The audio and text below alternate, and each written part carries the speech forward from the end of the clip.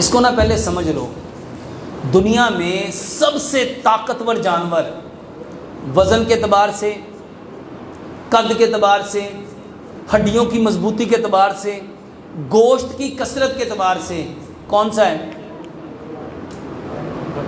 کون سا ہے؟ ہاتھی۔ میرے محترم بھائیوں، ہاتھی زندگی میں کھاتا کیا ہے؟ کیا کھاتا ہے؟ وہ سبزیاں کھاتا ہے اور پھل۔ 70% وہ سبزیاں کھاتا ہے اور 30% پھل کھاتا ہے۔ میرے محترم بھائیوں، اگر چاہتے ہو ہڈیاں آپ کی مضبوط ہوں، پٹھے مضبوط ہوں، آپ کا گوشت بنے، تو پھل اور سبزیاں کھاؤ۔ اس کو ایک اور بات سے سمجھو، حکیم لقمان فرمایا کرتے تھے جو چیز اللہ نے جس مقدار میں اتاری ہے وہ انسانوں کو اتنی ضرورت ہے۔ تو پوری دنیا میں اللہ نے سب سے زیادہ کیا اتارا ہے؟ پھل اور سبزیاں۔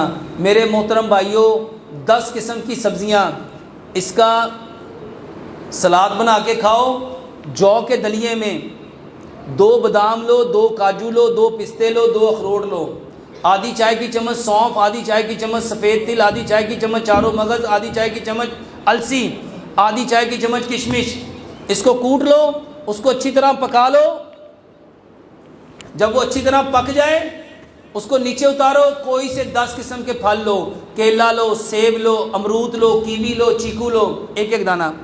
اس میں 2-3 چمچ انار کے، 2-3 چمچ انگور کے، 2-3 چمچ پپیتے کے، 2-4 کھجوریں ڈالو، سارے پھلوں کو گرائنڈ کر لو، اس کو گرائنڈ کر لو اور یہ سارا جو کے دلیے میں ڈال دو، اس کو مکس کرو، ٹھنڈا کر لو۔ اس سے طاقتور چیز دنیا میں ہو سکتی ہے؟ ہو سکتی ہے؟ بھائی صاحب اس کو ٹھنڈا کر کے صبح بھی کھاؤ، دوپہر بھی کھاؤ، شام بھی کھاؤ۔